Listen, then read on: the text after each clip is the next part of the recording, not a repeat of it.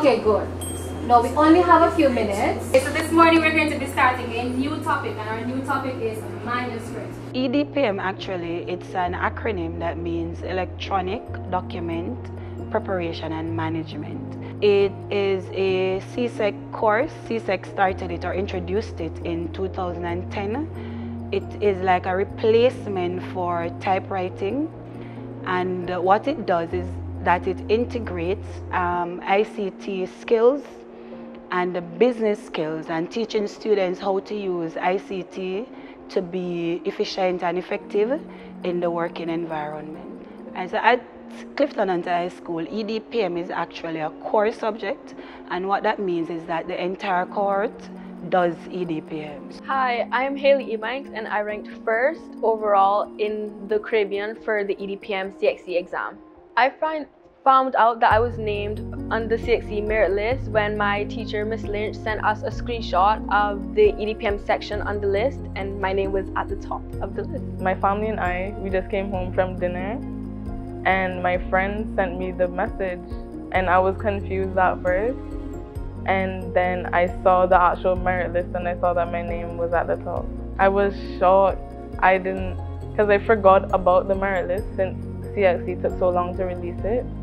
So I was just like, wow, like #1 is by my name. When I saw that my name was at the top of the list, it was a very exciting moment. It felt very empowering, as I feel like I can do whatever I put my mind to because I ranked first in the list.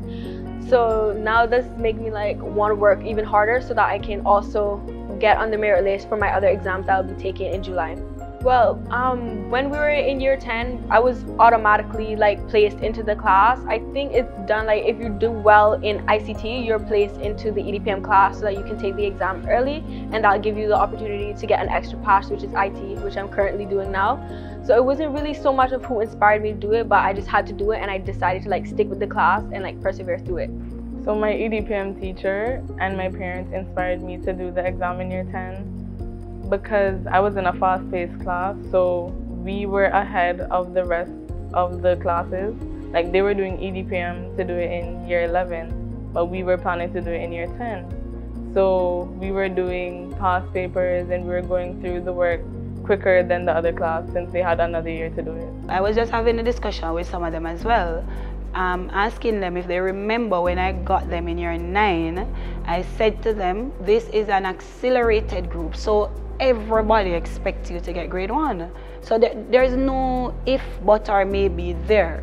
But let us try to aspire to be a part of the Caribbean list. I prepared for the exam by practicing over the past papers that our teacher sent us. We also did Kahoot on Teams. We went on call, we did Kahoot. She sent us many past paper questions, and luckily we had the leverage of only doing the multiple choice. So I watched a lot of past EDPM multiple choice papers on YouTube. So to prepare for my exam, since we were in lockdown, I would stay after the online classes, and a group of friends and we would sit down and we would go over the past papers, and we just continued to go over them until we knew it. Thank you.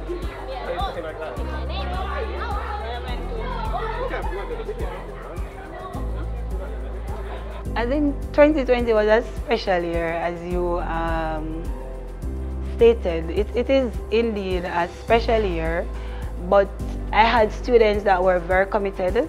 I had students there that have been watching from year 7, so we have had conversations about their abilities and all of that, and the goal for them being that I knew that they were talented enough to be able to at least get a grade 1 in the subject from early. It needs to be highlighted, the exceptional work of staff, of teachers, and not only teachers, everybody in the organization, because having to navigate COVID-19 and lockdown and having to move an entire school online required exceptional effort on every member of staff. And our teachers have gone above and beyond to support the learning of students and support them in very direct ways while themselves navigating, lockdown with their own children. And what you're seeing resulting from that is the hard work of the teachers and of the students as well. So those students were basically hard workers from year 7. Because of the year that we were in, it was a new time for all of us. We had to transition from a physical classroom to a basically electronic or online classroom. Last year we had 160 students who sat the exam. This year we're having roughly 172. In class we have like a maximum of 24 students.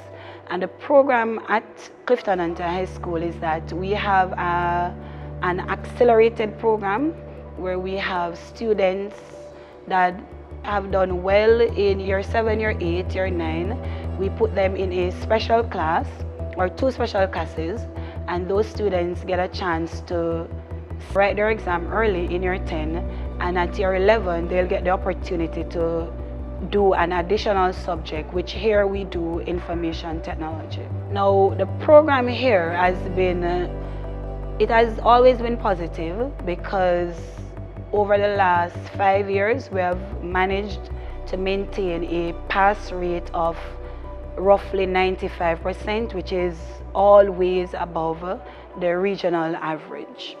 The outstanding passes that we achieved with 160 students who sat the exam, we obtained a 95% pass rate, can be attributed to a number of factors. Outside of having outstanding teachers and also our students demonstrating high academic attainment throughout the year, what we have done over the last 2 years is to actually focus on evidence-based practices that say these are the key things that you need to do to ensure student academic success. So there has been a focus on learning intentions, making students very clear as to what we intend for them to learn, and also success criteria, meaning ensuring they know when they are successful and when they are not successful. We also have a very keen focus on feedback, ensuring we give students very targeted feedback on their performance. Thank you for watching GIS Spotlight. For more info, visit us on www.gis.gov.ky. You can also connect with us on Facebook, Flickr, Twitter, and YouTube. This is a production of GIS Marketing and Communications.